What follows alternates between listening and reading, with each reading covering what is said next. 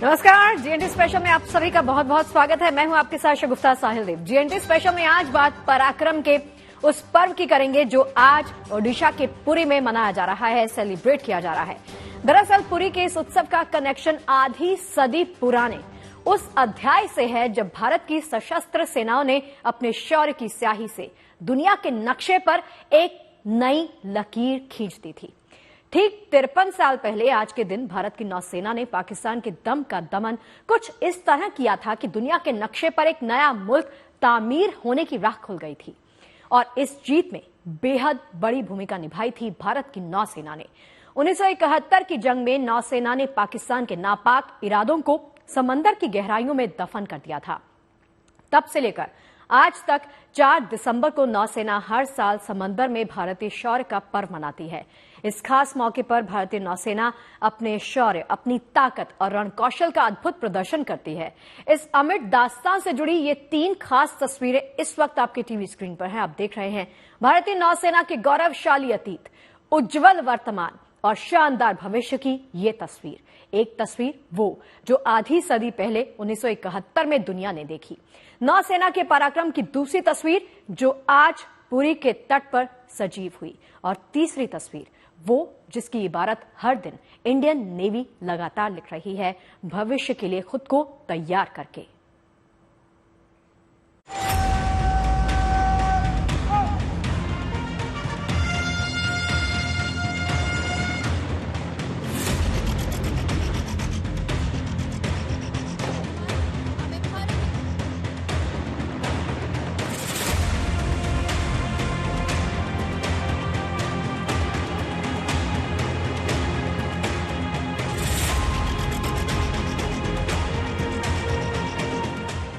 ये पराक्रम का पर्व है, ये शौर्य का उत्सव है। ओडिशा की पुरी में हर तरफ भारतीय नौसेना के जज्बे, जोश और वीरता के रंग बिखरे हैं।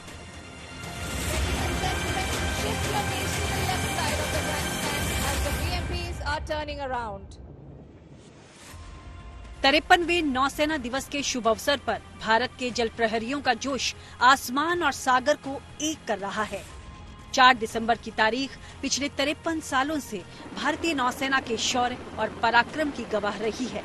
यही वो तारीख है जब 1971 की जंग में नौसेना ने पाकिस्तान के नापाक इरादों को समंदर की गहराइयों में दफन कर दिया था।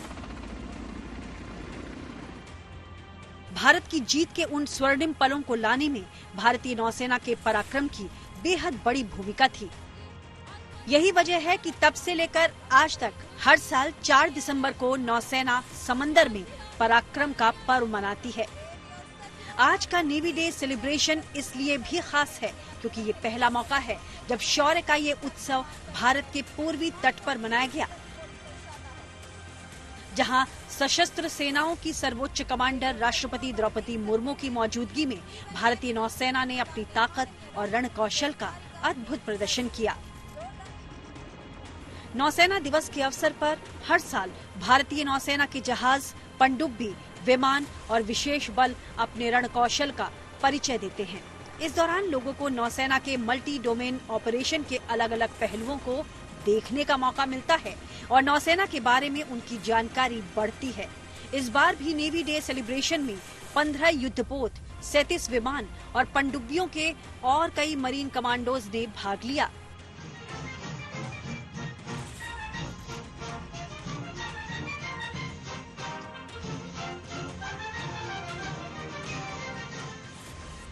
जहां पुरी के तट पर देश की नौसेना ने राष्ट्रपति के सामने अपने शौर्य का प्रदर्शन किया, तो वहीं देश के प्रधानमंत्री ने भी इस खास दिन नौसेना को एक वीडियो संदेश के जरिए बधाई दी।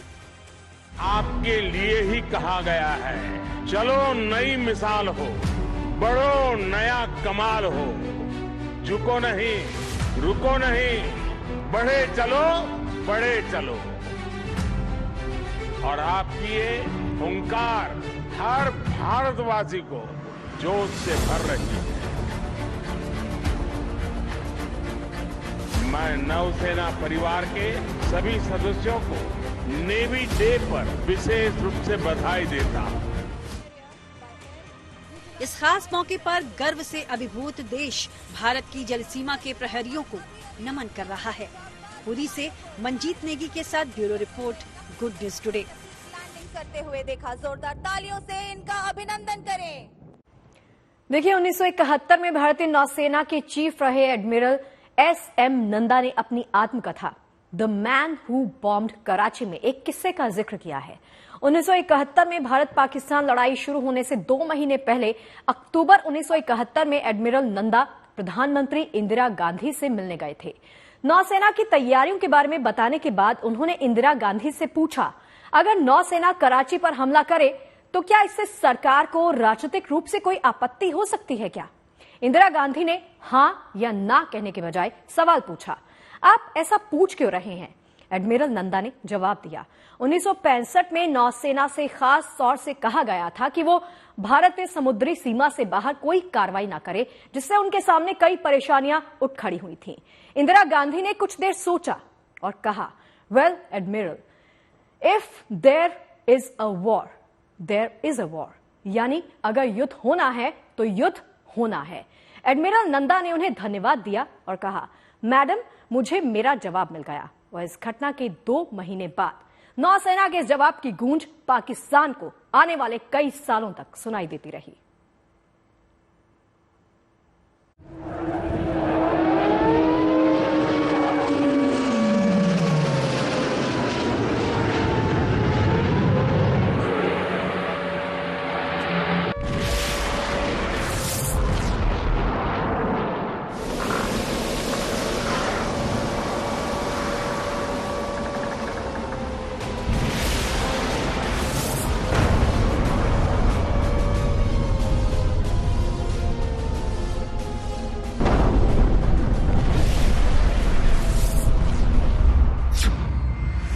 आधी सदी पहले दिसंबर की एक सर्द रात में पाकिस्तान ने एक ऐसा आत्मघाती फैसला लिया जिसने एक मुल्क के तौर पर पाकिस्तान के लिए अंत का आरंभ कर दिया। 3 दिसंबर 1971 को पाकिस्तानी वायुसेना ने पूरी प्लानिंग के साथ इंडियन एयरफोर्स के कई एयरफील्ड्स पर एक साथ हमला बोल दिया। अमृतसर, पठानकोट, श्रीनगर, अवंतीपुर, उत्तरलाई, जोधपुर, अंबाला एंड आगरा। युद्ध की शुरुआत हो चुकी थी। आने वाले 2 हफ्तों में पाकिस्तान को भारत की सशस्त्र सेनाओं के रूप में जिस भयंकर तूफान से टकराना था, इसकी उन्होंने कल्पना भी नहीं की थी, क्योंकि इसके बाद भारत की तीनों सेनाएं अपने पूरे दमखम के साथ पाकिस्तानी बेसों को नेस्तनाबूद करने में जुट गई। बिना उकसाए पाकिस्तान युद्ध की आग को हमारी सीमाओं के भीतर ले आया था। अब युद्ध को पाकिस्तान की चौखट तक ले जाने की हमारी बारी थी। 1971 के युद्ध में यहीं से शुरू हुई भारतीय नौसेना के पराक्रम की अद्भुत कहानी। भारतीय नौसेना के तत्कालीन navy chief admiral SM. Nanda ने वेस्टर्न सी बोर्ड के commander vice admiral SN. Kohli को पाकिस्तान के युद्धपोत और बंदरगाहों को तबाह करने के लिए सबसे घातक नेवल फ्लीट को रवाना करने का निर्देश दे दिया। पाकिस्तान को सबक सिखाने की जिम्मेदारी नौसेना की 25 मिसाइल वेसल स्क्वाड्रन को सौंपी गई। आदेश मिलने के साथ ही भारत के तटों पर हाल ही में लाई गई नई नवेली ओसा क्लास मिसाइल बोट्स के बेड़े के साथ 25वीं स्क्वाड्रन अपने मिशन पर निकल गई। 25वीं स्क्वाड्रन ने इस युद्ध में वो रणनीति अपनाई जिसकी पाकिस्तान ने कल्पना भी नहीं की थी। पाकिस्तान का काल बनने जा रहे इस बेड़े में आईएनएस वीर, विद्युत, निपथ, निर्घात, विनाश, विजेता और निर्भीक युद्धपोत को शामिल किया गया था। 1971 के युद्ध में इन नौकाओं ने पाकिस्तान को घात पहुंचाने में बड़ी भूमिका निभाई थी। सोची समझी रणनीति के तहत भारत का नौसैनिक बेड़ा दिन के दौरान कराची से 250 किलोमीटर के डायामीटर पर मौजूद था। शाम होते होते ये कराची से 150 किलोमीटर की दूरी पर पहुंचा। नौसेना के बड़े युद्धपोतों के जरिए छोटी मिसाइल बोट्स को खींचकर कराची बंदरगाह के दक्षिणी छोर के नजदीक पहुंचाया गया, जहां से वो तेज गति के साथ कराची बंदरगाह पर सीधा हमला बोलकर वापस आ सकते थे, और हुआ भी यही। 4 से 5 दिसंबर 1971 की रात को भारतीय नौसेना के योद्धा ट्राइडेंट फॉर्मेशन में आगे बढ़ने लगे। कराची बंदरगाह से 40 मील पहले आईएनएस निर्घात ने एक रेडार कांटेक्ट की सूचना दी। आईएनएस निर्घात से 25 मील की दूरी पर ये पाकिस्तान का बैटल डिस्ट्रॉयर पीएनएस खैबर था। पीएनएस खैबर की आहट मिलते ही तुरंत अटैक की इजाजत मांगी गई। इजाजत मिली और भारतीय जाबाजों की मिसाइल सीधी जाकर पीएनएस खैबर से टकरा गई। इसके बाद दागी गई दूसरी मिसाइल ने पीएनएस खैबर को 3 टुकड़ों में बांट दिया। कराची से 35 नॉटिकल मील दूर पीएनएस खैबर सागर की गर्त में समा चुका था। इसके बाद भारतीय नौसेना ने 8 दिसंबर की रात को एक और साहसी हमला किया। इस बार अकेली मिसाइल बोट विनाश 2 फ्रिगेट्स त्रिशूल और तलवार के साथ गई। विनाश से मिसाइल फायर करने की जिम्मेदारी लेफ्टिनेंट कमांडर विजय जेरत को सौंपी गई थी। 8 दिसंबर 1971 की रात 11 बजे का समय था।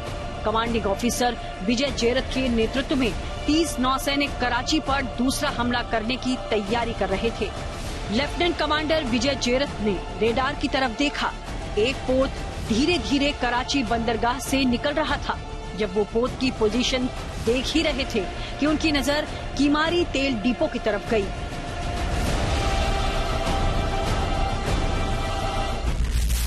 कमांडर जेरत ने मिसाइल लोड की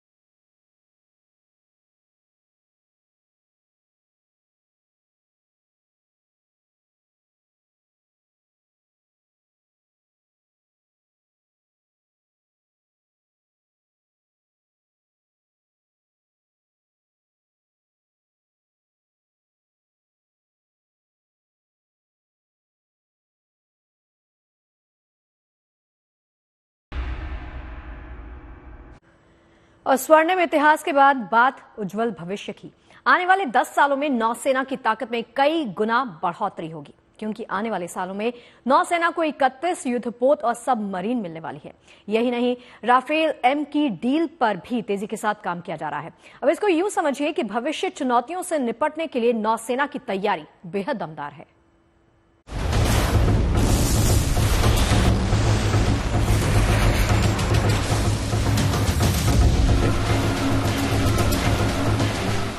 हमारे सामुद्रिक हित हैं, हम उनकी सुरक्षा कहीं भी, कैसे भी, कभी भी करेंगे। मुझे नहीं ऐसा लगता कि कोई इसके बाद जहाज किसी बाहर शिपयार्ड में बनेगा। अब जो कुछ होना है सब वो भारतवर्ष में ही होगा।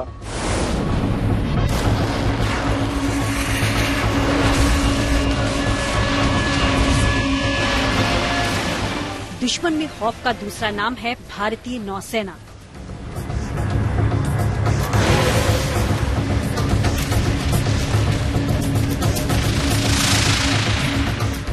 समंदर पर पैनी नजर हो या फिर हजारों किलोमीटर लंबे तट की रक्षा, भारतीय नौसेना लहरों पर राज करती है और अब इसे और ज्यादा ताकतवर और घातक और बेहतर बनाने के मिशन पर काम हो रहा है। भविष्य की हर चुनौती पर नौसेना की नई तैयारी भारी पड़ने वाली है। फ्यूचर रेडी का मतलब है कि जो कुछ भी अनिश्चितताएं हैं, जो कुछ भी अनप्रेडिक्टेबल इवेंट्स हो सकते हैं, उनके लिए क्या हम रिस्पॉन्ड करेंगे या हम रिएक्ट करेंगे।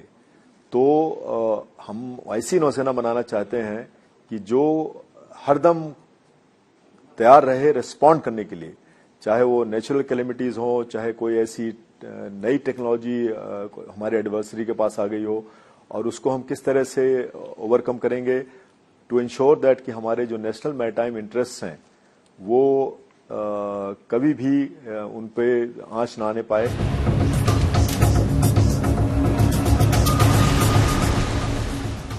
भारतीय नौसेना को मॉडर्नाइज करने का सिलसिला तूफानी रफ्तार के साथ आगे बढ़ रहा है। नौसेना के हथियारों को आज की जरूरत के हिसाब से अपग्रेड किया जा रहा है। इसी अपग्रेड के तहत भारत अगले महीने 26 राफेल लड़ाकू विमानों के नेवी वर्जन और 3 स्कॉर्पियन पनडुब्बियों की खरीद के लिए अलग अलग समझौतों पर हस्ताक्षर कर सकता है।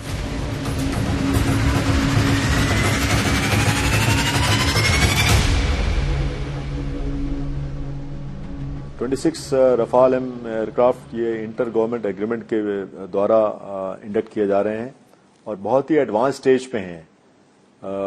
जैसे ही सीसीएस अप्रूवल मिलेगा उसके बाद IGA inter government agreement sign होगा। It is like a contract, और उसके 36-37 महीने के बाद फर्स्ट रफाल जो यहाँ पर हमें दे दिया जाएगा। इसके साथ हमारे पायलट्स, हमारे टेक्निकल इंजीनियर्स, उनकी भी ट्रेनिंग होगी। आपको बता दें कि पिछले साल जुलाई में रक्षा मंत्रालय ने फ्रांस से राफेल एम जेट विमानों की खरीद को मंजूरी दी थी। राफेल एम लड़ाकू विमान की तैनाती खासतौर पर स्वदेश निर्मित विमान वाहक पोत आईएनएस विक्रांत पर की जाएगी। इसके अलावा 2 SSBN यानी न्यूक्लियर पावर अटैक सबमरीन के निर्माण को भी मंजूरी दी गई है। न्यूक्लियर पावर अटैक सबमरीन के आने से भारतीय नौसेना की सेकंड स्ट्राइक कैपेबिलिटी को तगड़ा बूस्ट मिलेगा। We have got a policy कि हमें नो फर्स्ट यूज, हमारी जो पॉलिसी है उसमें जो SSBN का रोल है वो और ज्यादा इंपॉर्टेंट हो जाता है, बिकॉज सम पीपल कंसिडर दे कि ये सबसे रिलायबल जो एलिमेंट है हमारे न्यूक्लियर ट्रायड का वो है SSBNs, क्योंकि वो अंडर वाटर रहती हैं और डिटेक्ट नहीं हो सकती हैं इजीली और मूव भी करती हैं, सो दे आर नॉट स्टेशनरी। तो इसलिए SSBN which can fire a weapon of that kind of range हमारे लिए बहुत इंपॉर्टेंट है। और ये डेमोन्स्ट्रेटेड कैपेबिलिटी हमारी रहेगी कि हम दूर तक अगर जरूरत पड़ी, हमारे ऊपर कभी अगर हमला हुआ तो दूर तक हम भी वहां पर हमला कर सकते हैं। यही नहीं बल्कि नौसेना की शक्ति को बढ़ाने के लिए वर्तमान में 62 जहाज और एक पनडुब्बी का निर्माण भी चल रहा है। इसके साथ ही भविष्य में 31 जहाज और पनडुब्बियों को बनाने की योजना पर भी काम जारी है। खास बात यह है कि इन सभी वॉरशिप्स और सबमरीन का निर्माण भारत में ही किया जाएगा।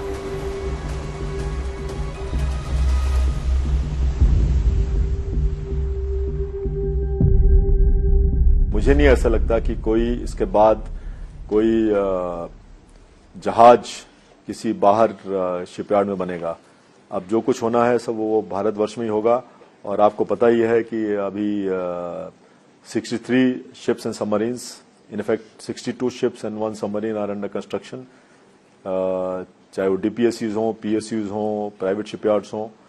और हमें 31 शिप्स एंड सबमरीन्स का और एक्सेप्टेंस ऑफ नेसेसिटी मिला है, जो कि जब कॉन्ट्रैक्ट कंक्लूजन हो जाएगा तो वो भी भारतीय शिपयार्ड्स में ही बनेगी। तो 63 + 31 इज 94।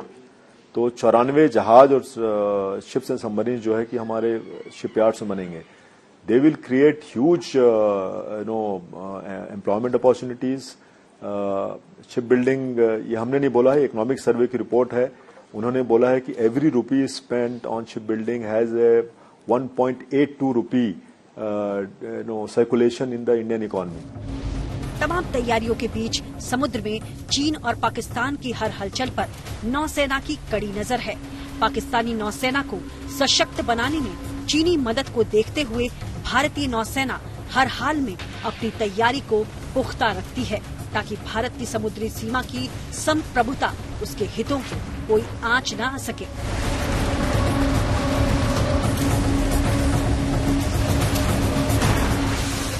पुरी से मंजीत नेगी के साथ bureau report, good news today.